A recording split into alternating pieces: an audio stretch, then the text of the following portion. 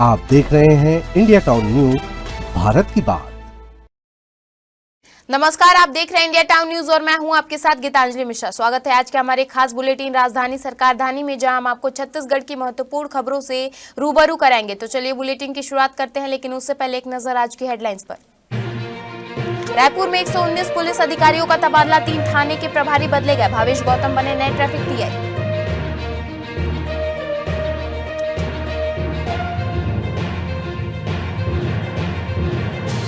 Ration card का e-KYC होगा चेहरा प्रमाणीकरण से, छूटे सदस्य होंगे ई-केवाईसी के तहत अपडेट। जिला प्रशासन ने राशन कार्ड अपडेट के निर्देश दिए।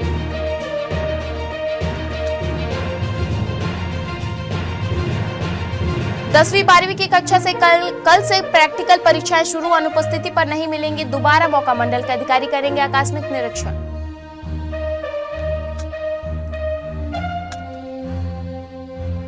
पांडो जनजाति आज भी विकास से वंचित, पटपट टोला अब भी सड़क विहीन, बीमारों को खाट पर ढोने के मजबूर ग्रामीण।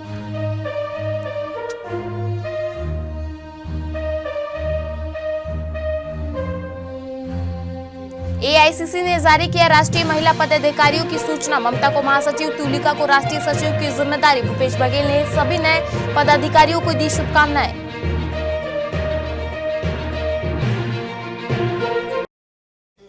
चलिए खबरों की शुरुआत करते हैं राजधानी से। साल के अंतिम दिन जिला पुलिस में बड़ा प्रशासनिक फेरबदल किया गया।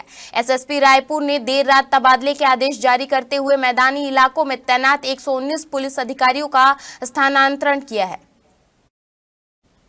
जारी आदेश के अनुसार तबादले की सूची में 4 टीआई, 18 एसआई और 37 एएसआई सहित बड़ी संख्या में अधिकारी शामिल है। इस फेरबदल के तहत जिले के 3 थाने के प्रभारी भी बदले गए हैं। तबादला आदेश के में सतीश सिंह गहरवार को कोतवाली थाने का टीआई बनाया गया, वहीं एसएन सिंह को कबीर नगर थाने का टीआई नियुक्त किया गया है। इसके अलावा सुनील दास को गंज थाना टीआई का नया प्रभारी सौंपा गया है, जबकि भावेश गौतम को ट्रैफिक टीआई की जिम्मेदारी दी गई है। प्रशासनिक स्तर पर किए गए इस बदलाव को कानूनी व्यवस्था को मजबूत करने और अफसरों कर्मचारियों के बीच अनुशासन कायम करने की दिशा में अहम कदम माना जा रहा है। सार्वजनिक वितरण प्रणाली के अंतर्गत जिन राशन कार्ड सदस्यों का फिंगरप्रिंट काम नहीं करने के कारण ई-केवाईसी नहीं हो पा रहा है, या ऐसे सदस्य की सूची तैयार की जा रही है। इस सूची के आधार पर इन सदस्यों का चेहरा प्रमाणीकरण सहित अन्य स्वीकृति विकल्प के जरिए उनका ई-केवाईसी किया जाएगा। जिला प्रशासन ने इस संबंध में आदेश जारी किया है। इस आदेश के तहत अब सभी सार्वजनिक वितरण दुकानों को निर्देश दिए गए हैं कि जिन सदस्यों का केवाईसी फिंगरप्रिंट के कारण नहीं हो पा रहा है, उसकी सूची तैयार करें। खाद्य विभाग ने ऐसे छूटे हुए सदस्यों का केवाईसी कराने के लिए सभी राशन दुकानों के निर्देश दिए हैं। इसके तहत इन दुकानों में छूटे हुए हितग्राहियों का मशीन के साथ मोबाइल ऐप के माध्यम से भी केवाईसी किया जा रहा है। इस केवाईसी में जिन सदस्यों का फिंगरप्रिंट काम नहीं कर रहा है, उन सदस्यों के नाम की सूची भी तैयार की जा रही है। विभागीय अधिकारी के अनुसार राशन कार्ड में दर्ज कई सदस्य मृत हो गए हैं या फिर विवाह के बाद अलग निवास कर रहे हैं, तो परिवार को आवश्यक दस्तावेजों के साथ संबंधित राशन दुकानों या स्थानीय निकाय कार्यालय में जानकारी देकर नाम हटाने की प्रक्रिया पूर्ण करानी होगी, ताकि रिकॉर्ड को अपडेट किया जा सके। कक्षा 10वीं और 12वीं की प्रैक्टिकल परीक्षा 1 जनवरी से शुरू होने वाली है। बाह्य परीक्षकों की उपस्थिति में होने वाले प्रैक्टिकल परीक्षा में अनुपस्थित रहने वाले विद्यार्थियों को दोबारा अवसर नहीं दिया जाएगा। माध्यमिक शिक्षा मंडल द्वारा इस बार 20 फरवरी से बोर्ड परीक्षाएं आयोजित की जा रही है। इसके कारण प्रैक्टिकल परीक्षाएं 10 दिन पहले होंगी। मंडल ने प्रैक्टिकल परीक्षा के लिए 1 से 20 जनवरी की तिथि तय की है। मंडल के अधिकारी प्रैक्टिकल परीक्षा के दौरान आकस्मिक निरीक्षण करेंगे। ऐसे में प्रैक्टिकल परीक्षा को गंभीरता से लेते हुए संपन्न कराने के निर्देश दिए गए हैं। प्रैक्टिकल परीक्षा के लिए गत वर्ष की बची हुई उत्तर पुस्तिकाओं का उपयोग किया जाएगा। कमी होने पर स्थानीय स्तर पर व्यवस्था करने को कहा गया है। पात्रता के अभाव में निरस्त किए गए विद्यार्थियों के प्रायोगिक अंक मंडल द्वारा अमान्य किए जाएंगे। छत्तीसगढ़ सरकार भले ही विकास को लेकर बड़े बड़े दावे कर रही है, लेकिन जमीनी हकीकत कुछ और ही कहानी बयां कर रही है। मनेन्द्रगढ़, चिरमिरी, भरतपुर जिले के भरतपुर विकासखंड अंतर्गत ग्राम पंचायत गढ़वार का आश्रित ग्राम पटपट टोला आज भी विकास से कोसों दूर है। घने जंगलों के बीच बसे इस वनांचल गांव में निवासरत विशेष पिछड़ी पांडो जनजाति, जिन्हें राष्ट्रपति के दत्तक पुत्र कहा जाता है, आज भी बुनियादी सुविधाओं के लिए तरस रही है। आजादी के 75 वर्ष बीत जाने के बाद भी पटपट टोला तक पक्की सड़कें नहीं पहुंच पाई है। सड़क के अभाव में गांव के लोगों को शिक्षा, स्वास्थ्य और अन्य जरूरी सेवाओं का लाभ नहीं मिल पा रहा है। हालात ऐसे हैं कि बीमार बुजुर्ग, गर्भवती महिलाएं और बच्चों को खाट या कंधों पर उठाकर कई किलोमीटर दूर सड़कों तक ले जाना पड़ता है, तब कहीं जाकर एम्बुलेंस या इलाज मिल पाता है। ग्रामीणों का कहना है कि चुनाव के समय जनप्रतिनिधि गाँव पहुंचकर विकास के बड़े बड़े वादे करते हैं, लेकिन चुनाव खत्म होते ही गांव को भुला दिया जाता है। वर्षों से सड़कों की मांग की जा रही है, लेकिन अब तक कोई ठोस पहल नहीं हुई। इस संबंध में आम आदमी पार्टी के लोकसभा उपाध्यक्ष रामाशंकर मिश्रा ने कहा कि पांडो जनजाति के लिए कई योजनाएं चलाई जा रही हैं, लेकिन उनका लाभ धरातल पर नजर नहीं आता। वहीं जिला पंचायत सदस्य सुखमती सिंह ने भी सरकार को रोड विहीन गाँव को तत्काल सड़क और अन्य मूलभूत सुविधाएं उपलब्ध कराने की मांग की है। सड़क नहीं है, हो गए कीचड़ में बस साथ में जा रहे हैं, जहाँ जाने खेत हैं। सरपंच यहाँ देख रेख नहीं करता, सड़क वगैरह नहीं बनवाता क्या? बनवाते हैं, लेकिन ऊपर वाले नहीं सुन रही है। आप लोगों को कैसा दिक्कत होता है आने जाने चलने में? हो गया बहुत कीचड़ है बरसात में। आजकल तो सब ठीक लगते हैं, न गाड़ी न घोड़ा कुछ नहीं चलते हैं। यहाँ कहते बंधा दे, यहाँ सरकार के मांगत बंधा दे, सरकार के काने नहीं उठाए, का करी सरकार से हम अर्जी करके? यदि रोड खसला है, यदि का करी अब अर्जी करत मांगत अब कितना से सरकार से चिर लई। अब वहाँ पर आज वो लोग ऐसा जिंदगी जी रहे हैं कि बरसात में उनको घर से निकलना दूभर हो जाता है। आज भी वहाँ न सड़क है, न वहाँ पर शिक्षा की ऐसी व्यवस्था है, अच्छी व्यवस्था है। और सड़कों की आप बात कर रहे हैं तो सड़क तो ऐसा बना हुआ है सर कि आप वहाँ चल नहीं सकते।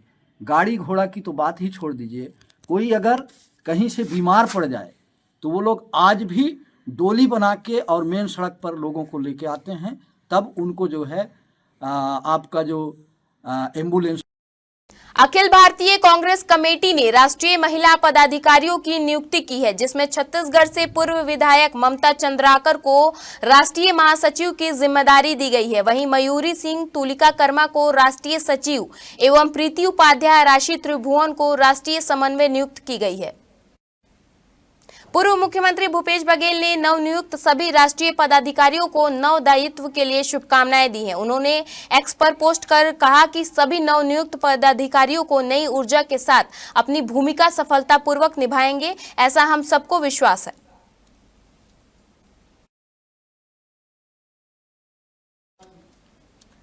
वक्त हो चुका है एक छोटे से ब्रेक का, बने रहिए इंडिया टाउन न्यूज के साथ। कभी कभी चेहरे का छुपा दर्द दुनिया नहीं देख पाती है। दाग, मुहासे, झाइयां सब आपके आत्मविश्वास को कम कर देता है, पर अब नहीं, क्योंकि Rukhsana glow and fair face pack जो दे आपकी स्किन को वो प्यार जो सिर्फ प्रकृति दे सकती है। हर लेयर को साफ करे, हर दाग को करे हल्का और आपकी मुस्कान फिर से लौटाए, because you deserve to glow naturally. Rukhsana herbal beauty product Amazon, Meesho और फ्लिपकार्ट में भी उपलब्ध। अमीन मोटर्स उड़ान ई रिक्शा छत्तीसगढ़ का नंबर 1 ई रिक्शा शोरूम, जहां आपको सभी प्रकार के ई रिक्शा के वैरायटीज उपलब्ध मिलेंगे। हमारा ई रिक्शा काफी मजबूत है और ये सालों साल चलता है, तो आज ही घर ले आइए आरटीओ इंश्योरेंस के साथ। हमारा पता है अमीन मोटर्स, प्यारेलाल चौक, जीई रोड, न्यायालय के पास, राजनांदगांव। 9827174038 7724047008। ब्रेक के बाद आपका स्वागत है। चलिए बढ़ते हैं खबरों की ओर। कुशाभाऊ ठाकरे पत्रकारिता एवं जनसंचार विश्वविद्यालय रायपुर में कुलपति चयन की प्रक्रिया तेज हो गई है। कुलपति की नियुक्ति के लिए कुलाधिपति ने 3 सदस्यीय खोज समिति का गठन किया है। प्रोफेसर डॉक्टर सच्चिदानंद शुक्ला कुलपति, पंडित रविशंकर शुक्ला विश्वविद्यालय रायपुर समिति के अध्यक्ष बनाए गए हैं। वहीं प्रोफेसर श्रीनिवास वरखेड़ी कुलपति, केंद्रीय सांस्कृतिक विश्वविद्यालय जनकपुरी नई दिल्ली एवं हितेश शंकर राष्ट्रीय संपादक नई दिल्ली को सदस्य बनाए गए हैं। अधिनियम की धारा 11(5) के अंतर्गत यह समिति अधिसूचना के प्रसारण की तिथि से 6 सप्ताह की अवधि में कुलपति पद के लिए अनुशंसित पैनल कुलाधिपति को प्रस्तुत करेगी। इस प्रक्रिया को पूरा होने के बाद विश्वविद्यालय को नया कुलपति मिलने का मार्ग प्रशस्त होगा, जिससे शैक्षणिक एवं प्रशासनिक गतिविधियों को नई दिशा मिलने की उम्मीद है। छत्तीसगढ़ शराब घोटाले केस में ईडी ने एक और सप्लीमेंट्री प्रोसिक्यूशन कॉम्प्लीमेंट दाखिल किया है। ईडी की जांच में सामने आया है कि 2019 से 2023 के बीच आबकारी विभाग में एक संगठित आपराधिक सिंडिकेट ने राज्य की शराब नीति को अपने फायदे के लिए तोड़ मरोड़ कर लागू किया। ईडी के मुताबिक घोटाले से करीब 2,883 करोड़ रुपए की आपराधिक आय पीओसी अर्जित की गई है। सिंडिकेट में अनिल टूटेजा, अरविंद सिंह, त्रिलोक सिंह ढिल्लन, अनवर ढेबर, अरुणपति त्रिपाठी, कवासी लखमा, चैतन्य बघेल, सौम्या चौरसिया और निरंजन दास शामिल हैं।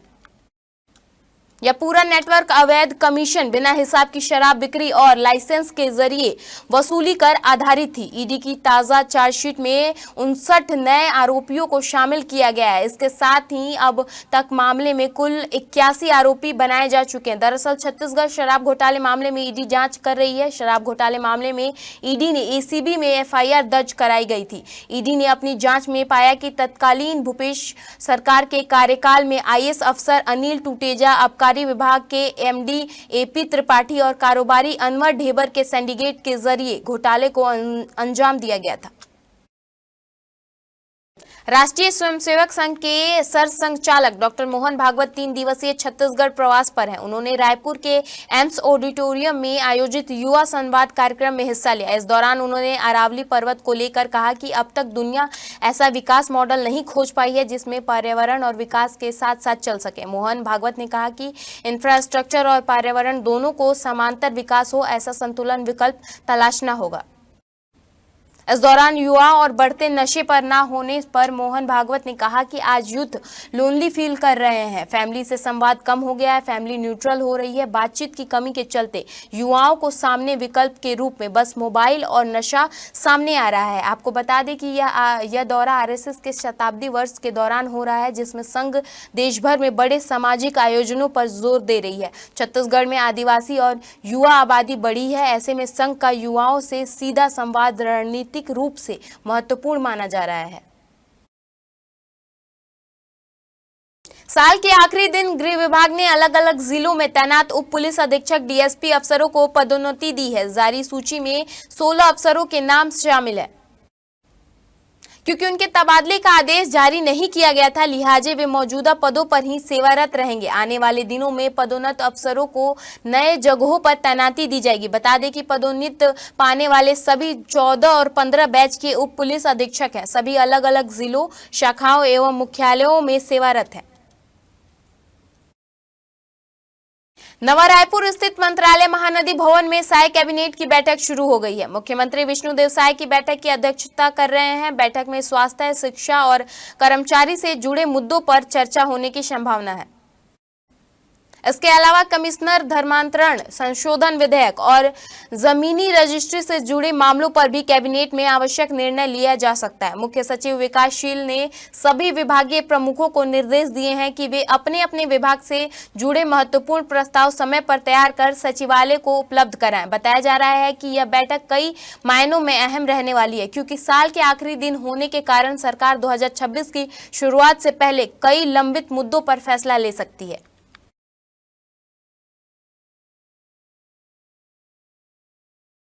हमारे खास बुलेटिन राजधानी सरकार धानी में फिलहाल इतना ही। देश प्रदेश की तमाम खबरों से अपडेट रहने के लिए बने रहिए इंडिया टाउन न्यूज के साथ। भारत की बात। नमस्कार।